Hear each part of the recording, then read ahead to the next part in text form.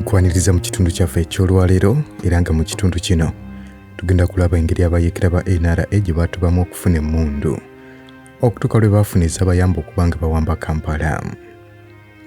Entalo ezisinga obungi ezaali mu sections ez'abalwanyi ba NRA, buli section yali erina emmundu eziri wakati w'3 ku 4, era nga bano bwe baakola ne baweza platoon, nga platoon yali teweza mmundu ziwera 10, era nga kino kyekyaviirako abalwanyi abasinga obungi okubeera nga babayita ba komando okubazzaamu amaanyi kubanga bo baalwana nga tebalina mmundu. Okuviira ddala mu ntandikwa bano bwe baalumba akabamba ng'ennaku z'omwezi 6 February baali balina emmundu 27 wabula ng'olulumba olwo terwatambula bulungi nga baasobola kufuna mmundu 13 zokka ne baweza emmundu 40. Wabula nga yadde bano tebaafiirwa abantu baabwe naye olulumba olwo terwabatambulira bulungi. Olunaku olwaddako nga lwe lunaku olwokubiri bano nga bayingidde ensiko baalumba Nsunga Police Post nga wano baasobola okuwambawo emmundu 3 ssaako ne rocket propel grenade bagita RPG nga wano kwe kuweza omuwendo gwa mmundu 43 ssaako ne RPG. Ng'ennaku z'omwezi 8 February we lwatuukira bano baali bawezezza emmundu 6 oluvannyuma lw'okubeera nga baali balumbye enkambi ya UNLA eyali mu kitundu eky'ekiboga. Kino kitegeeza nti mu nnaku 3 bano nga balwana baali basobodde okuweza emmundu 33 nga ne RPG mu yokka gye baali balina yali erina ekizuka kimu kyokka, era nga kino baakikozesa okuba konvoyi y'e Tanzania ng'ennaku z'omwezi 17 ogwokubiri bwe batyo ne basigala nga tebalina kizuka na kimu. Ng'ennaku z'omwezi 18 ogwokusatu wabula bano baakola ambush ku mmotoka ya Maije mu kitundu eky'e Kawanda era bwe batyo ne basobola okufuna emmundu endala 10. Ng'ennaku z'omwezi 6 April bano baalumba Kakiri Military Barracks ne basobola okubeera nga bafunawo emmundu endala 12 nga muno mwe mwali ekika kya mota ssaako ne GPMG, wabula nga mukadde kano baali bawezezza abalwanyi abali mu 2 naye ng'ate emmundu balina 6 zokka. Nga wayise ennaku ntono nnyo oluvannyuma bano baabalumba mu kitundu eky'e Kateera ku luguudo lwa Busunju okudda ekiboga, era ebyokulwanyisa byabwe byonna bye baali bajja Kakiri bwe batyo ne babifiirwa omwali ne GPMG nga kwotadde ne mota zaabwe 2.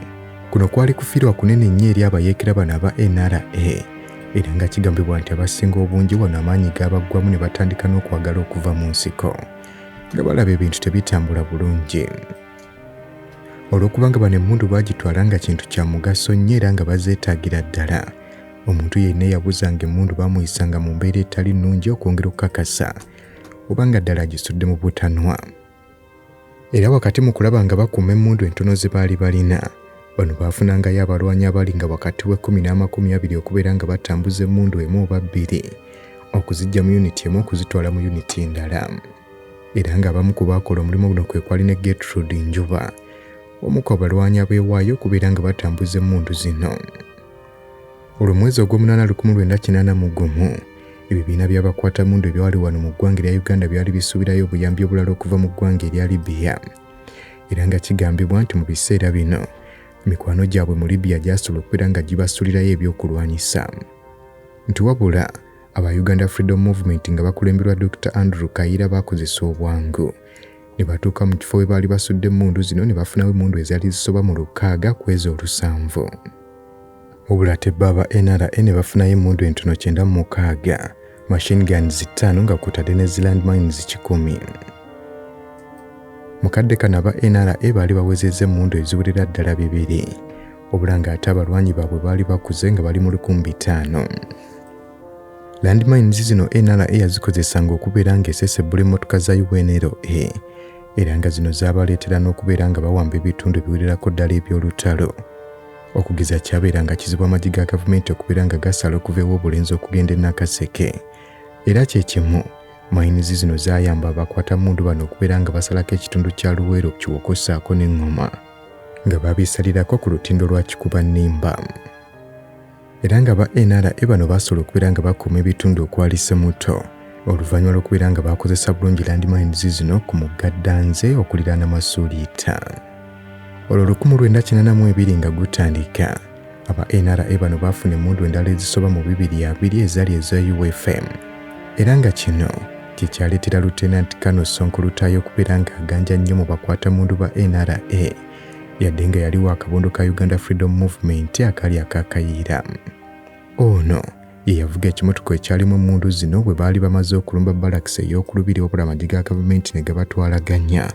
Bw'atyo n'asalawo okubeera ng'emmundu zino azitwala mu bitundu aba NRA gye baali mu kifo ky'okubeera ng'azirekera aba gavumenti okuziddiza. Era ng'okusinziira ku Brigadier Pecos Kuteesa yategeeza nti aba UFM bano bwe baalemererwa okubeera nga beddiza balakisi y'okulubiri mu lulumba lwabwe lwe baali bakoze. Sonko ono yasalawo okubeera ng'emmundu zino aziddusa. Era bwe zityo ne zigwa mu mikono gy'abakwatamundu ba NRA. Bwe batyo ne baweza emmundu ezaali eyo mu 4, wabula ng'akadde ako eggye lyabwe era lyali likuze nga balina abalwanyi abaali eyo mu 4,000. Wabula nga bwe baalugera nti zikusooka ne zitakuva mabega.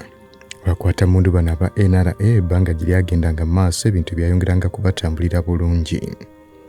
Ekiro kimu mu mwezi ogw'omusanvu 1985 nga guggwako, waliwo ennyonyi eyajja mu kitundu ekya Ngoma kakati nga kyekisangibwa mu disitulikiti y'e Nakaseke. Ekiro ekyo A'udhu billahi minash shaitani rajim. Bismillahir rahmanir rahim. Assalamu alaikum wa rahmatullahi wa barakatuhu. Nze Haji Kaboggoza omusomi w'edduwa ntereeza ensonga z'amaka ebyenfuna n'endwadde ezitategeerekeka. Haji Kaboggoza omusomi w'edduwa nsiŋŋaanibwa Ekitigoma ku lw'Ejjinja. Bw'obanga otuuse Ekitigoma mu ttawuni ku siteegi osobola okuba ku nnamba z'essimu ezo z'olaba zitambula.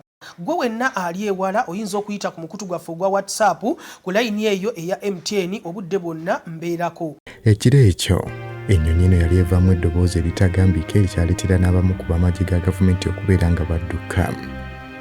Ngoma kifo ekimanyikiddwa okubeera nti kyalimu abalunzi b'ente abawererako ddala, era ng'omuddo gwayo gwabeeranga mumpi nga si muwanvu nnyo.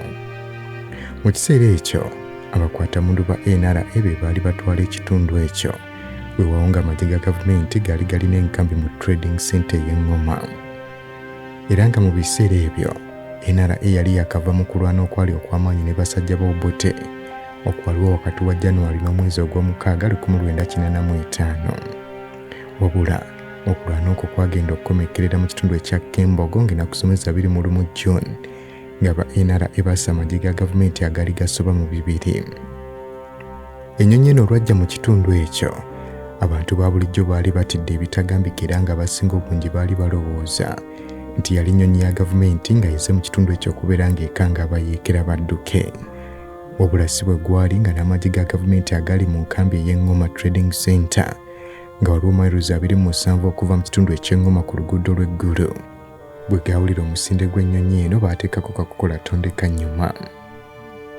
Ennyonyi eno yali y'amagye g'eggwanga erya Libya, yali IL-76 ezimu ku nnyonyi ezisinga okwetikka, era ng'ennyonyi eno esobola okwetikka ttani eziwerera ddala 40 mu buwanvu bw'olugendo bwa kilomita 50,000. Ennyonyi eno yakolebwa mu ggwanga erya Russia nga yasooka kubuuka mwezi gwali gwa 1971. Wabula olw'obusobozi bwayo okubeera ng'esobola okwetikka obuzito obuwera, amawanga mangi gaagigula okwali n'eggwanga erya Libya. Era nga Gaddafi yali awadde ebibinja by'abakwatamundu bino ebyokulwanyisa mu kusooka.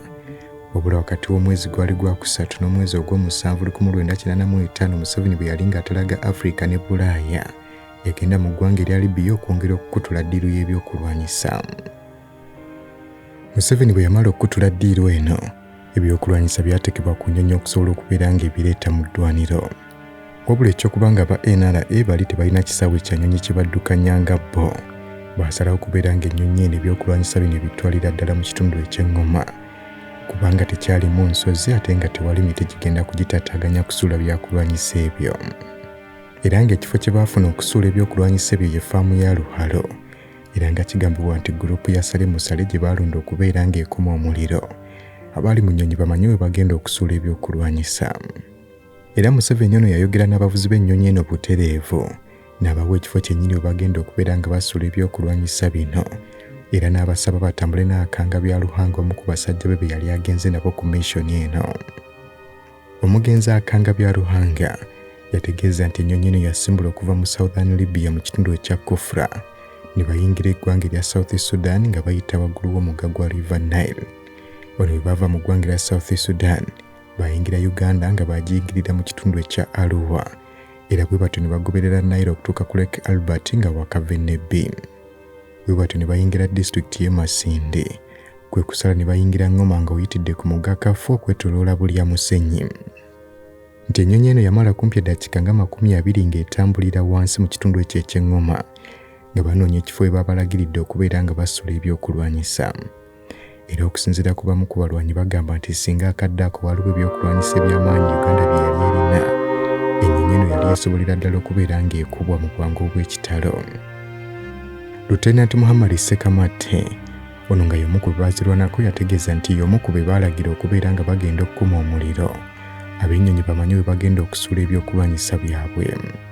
Ono yali mu nkambi ya mobile unit eyali eddumirwa musajja mukulu Salimu Saleh, era nti nnaku ntono nnyo ng'ennyonyi eno tennaba kubeera ng'ejja ono ssaako ne uniti ye bali batambudde ne bava mu kitundu ekya Ngoma, wabula ne babalagira okubeera nga bakomawo emabega. Bano okuva e Ngoma baali batambula boolekera Kampala ng'era baali batuuse Bombo. Abaduumizi baabwe ne babategeeza okubeera nga baddayo emabega kubeera nga balinda ebyokulwanyisa. Mukadde ako units z'amagye ga gavumenti aga UNLA gaali gawaliriziddwa okubeera nga gava mu kitundu ekyo ekya Ngoma oluvannyuma lw'okulwanagana okw'amaanyi okwaliwo mu mwezi ogw'omukaaga mu kitundu ekya Kembog mu bugwanjuba bw'ekitundu ekyo ekya Ngoma, era nti agamu agali gakyasigalidde nga mu kitundu ekya Biduku badduka kiri ekyo kyennyini bwe baawulira omusinde gw'ennyonyi eyalize ng'ereese ebyokulwanyisa. Tiwabula bano bwe baali balagidde okukuma omuliro baalwawo okugukoma okusobola okubeera nga bayamba abaali mu nnyonyi okusuula ebyokulwanyisa ng'obudde bukyali. Tiwabula baasobola okubeera nga bagoberera coordinates ezaali zibaweereddwa ne basobola okubeera nga ebyokulwanyisa babisuula bulungi ewatali kusoomoozebwa.